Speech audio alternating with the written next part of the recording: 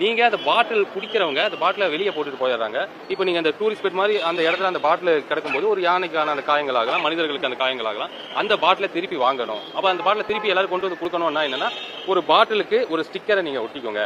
ஒட்டி அதுல 10 ரூபாய் எக்ஸ்ட்ரா வாங்கிக்கோங்க. திருப்பி அந்த பாட்டிலை கொண்டு வந்து கொடுத்தால் அந்த 10 ரூபாயை திருப்பி கொடுத்துருங்க அப்படின்னு சொல்லி போட்டு பாட்டில் ரிட்டர்ன் வாங்கிக்கணும்னு சொல்லும்போது நம்மளுடைய பிளான் என்னவா இருந்திருக்குன்னா, இதுக்கு முன்னாடி அவங்களோட பிளான் என்னவா இருக்குன்னா, இதுக்கு ஒரு 10 ரூபாய் ஸ்டிக்கர் ஒரு கான்செப்ட் கொண்டு வரலாம். எப்பா விக்னேஷ்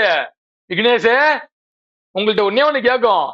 உங்களுக்கு இப்ப இவ்வளவு நல்லா விளக்கமா நல்லா பேச தெரியுது இல்ல? உங்க நொண்ணனுக்கு இந்த அறிவு எங்க போனுச்சு? போன முறை அந்த வந்துங்க கரூர்ல பாட்டிலுக்கு 10 ரூபான்னு உங்க நொண்ண பாட்டு பாடி தானே 41 பேர் செத்து போனாங்க. 41 பேர் அதனாலதானே செத்து போனாங்க. உங்க நொண்ண அப்ப அந்த பாட்டிலுக்கு 10 ரூபான்னு பாட்டு பண்ணாரு. இப்ப உங்க நொண்ண ஆட்சியிலையும் பாட்டிலுக்கு எக்ஸ்ட்ரா 10 ரூபா தான் வாங்கப்படுது.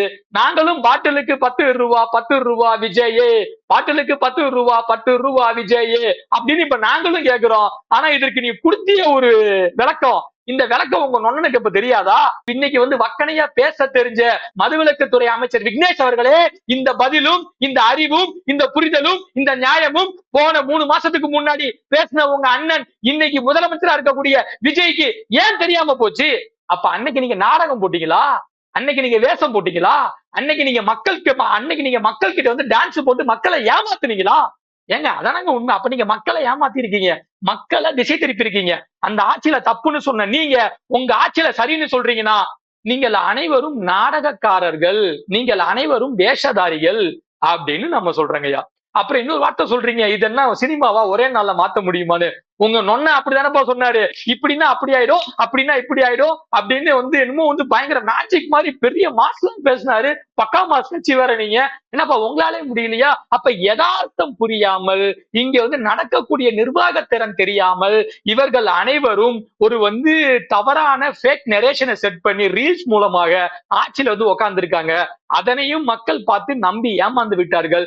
இன்னைக்கு மக்கள் அதற்கான பலனை பார்த்து மக்கள் தினந்தோறும் வெம்பி வெதும்பி வேதனையில தவிச்சுக்கிட்டு இருக்காங்க. கரண்ட் இல்லாம, பாதுகாப்பு இல்லாம, பெண்களுக்குரிய பாதுகாப்பு இல்லாம, காவல்துறையில ஒழுங்கான பொறுப்பு இல்லாம, காவல்துறையில உரிய நடவடிக்கை இல்லாம, எல்லா டிபார்ட்மெண்ட்லயும் எல்லா மினிஸ்ட்ரிகள் சார்ந்த டிபார்ட்மெண்ட்லயும் எல்லா மினிஸ்ட்ரிகள் சார்ந்த டிபார்ட்மெண்ட்லயும் பாத்தீங்கன்னா ஊழல் ஊழல் ஊழல், லஞ்சம் லஞ்சம் லஞ்சம் அப்படிங்கிறது காட்டுமிராண்டித்தனமா இங்க கட்டுப்பாடு இல்லாம நடந்துட்டு இருக்கிறத பார்த்து மக்கள் மாபெரும் அச்சத்திலும் மாபெரும் அச்சத்திலும் மாபெரும் வேதனையிலும் இருக்காங்க அப்படின்னு நம்ம சொல்றோங்க.